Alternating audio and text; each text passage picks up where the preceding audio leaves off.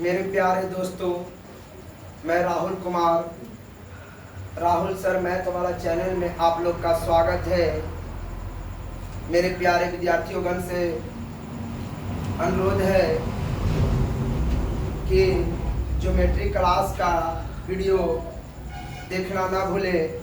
आज हम आप लोग के बीच में ज्योमेट्री क्लास 10th का ज्योमेट्री का दो समरूप त्रिभुजों के क्षेत्रफल के अनुपात और उनके संगत भुजाओं के अनुपात के बारे में बताएंगे और NCERT 6.6 प्रमेय के बारे में आप लोग को चर्चा करेंगे। तो देखिए बाबू, प्रमेय NCERT पैटर्न पे आधारित है। प्रमेय जो NCERT आधारित पर जो बुक है उस पर हम लोग 6.6 प्रमेय को आज देखेंगे। तो 6.6 प्रमेय क्या कहता है बाबू कि दो समरूप त्रिभुजों के क्षेत्रफलों का अनुपात, उनकी संगत भुजाओं के वर्गों के अनुपात के बराबर होता है। दो समरूप त्रिभुजों के क्षेत्रफलों का अनुपात उनकी संगत भुजाओं के वर्गों के अनुपात के बराबर होता है। बाबू, तो सबसे पहले हम लोग देखेंगे विशेष प्रतिज्ञा में कि माना कि ABC और DF दो त्रिभुज है ना बाबू। देखिए, हम दो को त्रिभुज लिए हैं, एक त्रिभुज ABC लिए हैं और एक त्रिभुज DEF लिए है ना। दो त्रिभुज, इसी बात को विशेष प्रतिज्ञा में लिखा गया है। माना कि त्रिभुज ABC और त्रिभुज DEF दो समरूप त्रिभुज है। तो यहाँ पर समरूप त्रिभुज है, तो हम लोग क्या लिख सकते हैं बाबू? त्रिभुज ABC समरूप त्रिभुज DEF। अब बाबू हम लोग को सिद्ध करना है जो ऊपर कथन के अनुसार जो दिया हुआ है कि दो समरूप त्रिभुजों का क्षेत्रफल का अनुपात, दो समरूप त्रिभुजों के क्षेत्रफल का अनुपात उनके संगत भुजाओं के वर्गों के अनुपात के बराबर होता है। उनके संगत भुजाओं के वर्गों के अनुपात के बराबर होता है। भुजा के अनुपात देखिए AB बटे D, इसको वर्ग कर दिए, संगत भुजा के वर्ग, तो संगत भुजा के अनुपात के, है ना, संगत भुजाओं के वर्गों के अनुपात के बराबर होता है। तो अगर हम दो पारा पारी भी वर्ग करेंगे तो वही बात होगा, है ना। पारा पारी भी वर्ग करेंगे तो क्या होगा बाबू?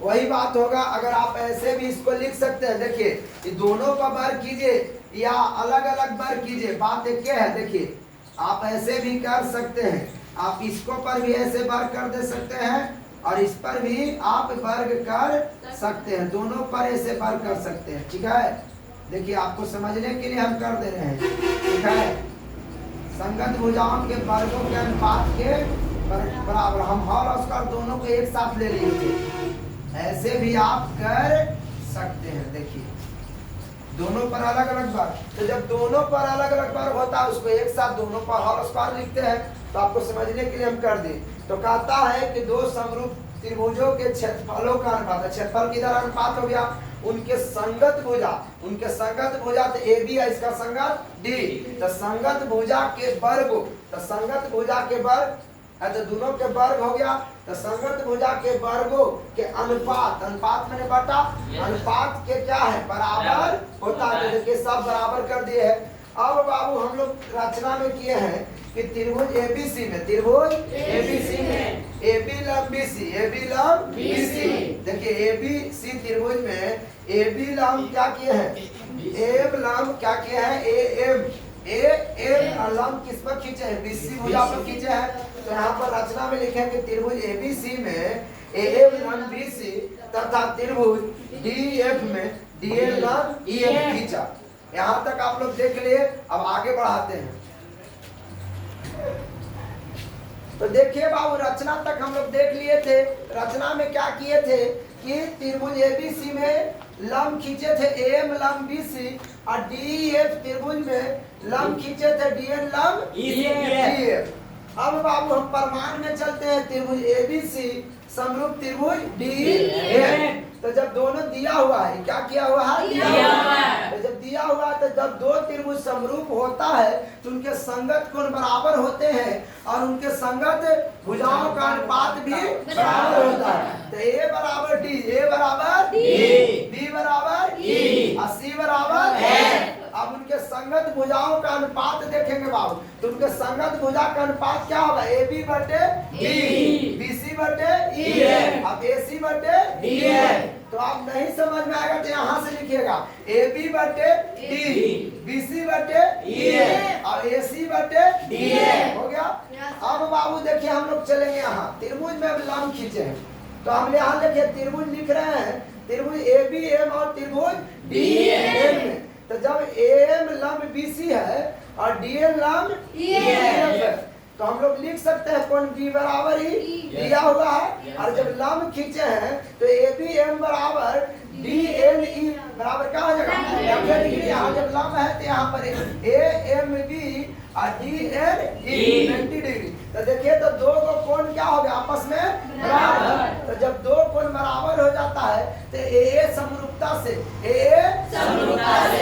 दोनों त्रिभुज समरूप हो जाता है। Yes sir. लिखेंगे त्रिभुज ABM, त्रिभुज ABM समरूप त्रिभुज DEM AA समरूपता से।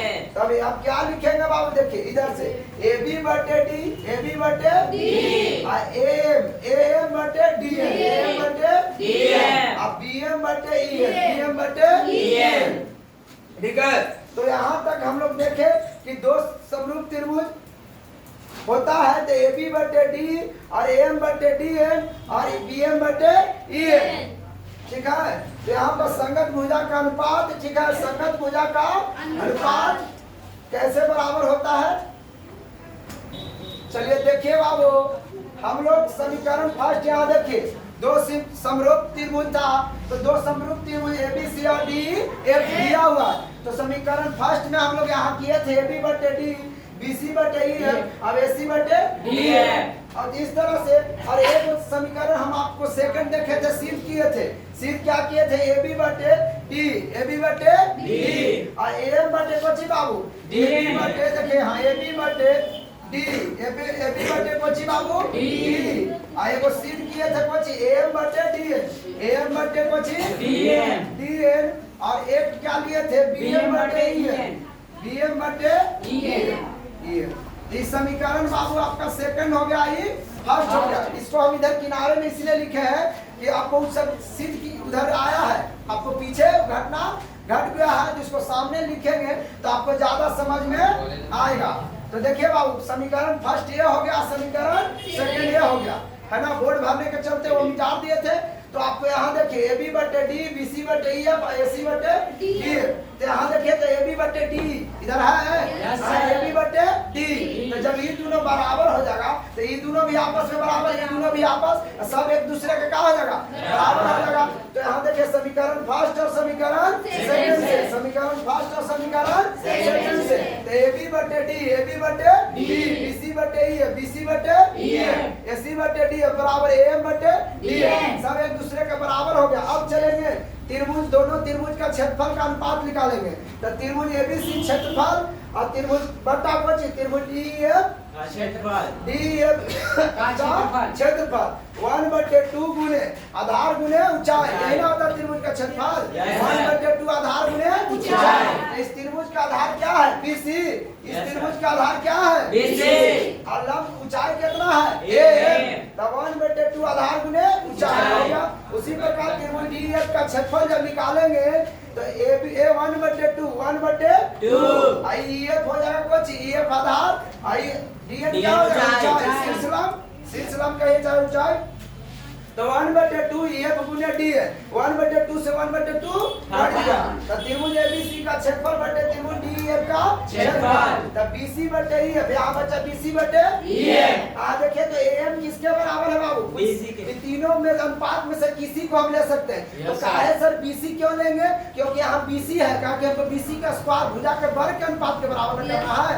तो यहाँ पर BC अगर AC होता तो AC लेते, अगर AB होता पहले तो AB लेते। तो यहाँ पर तो हम लंब डाले हैं BC पर, तो BC ना लेंगे। EF डाल है तो एफ लेंगे, तो BC बटे ई है, तो यहाँ पर BC डाल दिए, एम का मान क्या होगा BC है ना, AM बटे DN का अनुपात, AM बटे DN, AM बटे DN जो है, AM बटे DN जो है वो किसके बराबर है, BC बटे EF के बराबर, तो यहाँ पर BC बटे EF कर दिए, BC का गुना हुआ तो BC स्क्वायर और इधर 10 के 10 EF के होल स्क्वायर, और इसी प्रकार हम लोग कर देंगे। अब BC भुजा पर लंब लिए, अगर AC पर लंब ले लेंगे तो AC स्क्वायर हो जाएगा, इधर से लंब ले लेंगे तो AB का स्क्वायर हो जाएगा, है ना। तो इसी प्रकार हम त्रिभुज ABC का क्षेत्रफल है ना, अब त्रिभुज DF का क्षेत्रफल बराबर क्या कर दिए, AB स्क्वायर बटा D स्क्वायर, BC स्क्वायर बटा EF स्क्वायर बराबर AC स्क्वायर बटा DF स्क्वायर। चलिए बाबू, हम लोग इस प्रकार दो समरूप त्रिभुजों के क्षेत्रफल का अनुपात उनके संगत भुजाओं के वर्गों के अनुपात के बारे में हम लोग आज के वीडियो में सीखे हैं, और आगे नेक्स्ट वीडियो आने वाला है, पर मैं का ही एक भी वीडियो आप देखना नहीं भूले, बारी बारी करके सारे वीडियो आपके ज्योमेट्री को लाएंगे और सारे चैप्टर का एक एक क्वेश्चन का आपको सॉल्यूशन हम देंगे। और एक काम आप लोग का करना है, मेरे विद्यार्थियों से अनुरोध है कि आपको अगर समझ में आ रहा है, अगर आपको अच्छा लग रहा है तो लाइक और सब्सक्राइब करना नहीं भूले, इस चीज पर ध्यान दें। अगर जितना ज्यादा आप सब्सक्राइब कीजिएगा तो आपको लाइव क्लास मिलेगा, लाइव क्लास पर राहुल सर आएंगे। आप लोग भी जानते हैं कि जितना ज्यादा सब्सक्राइब होता है उतना जल्दी ही लाइव का ऑप्शन आता है, तो जितना ज्यादा से ज्यादा सब्सक्राइब बढ़ाने का कोशिश करें और रात में लाइव क्लास का आनंद उठाएं। चलिए आज का क्लास, धन्यवाद।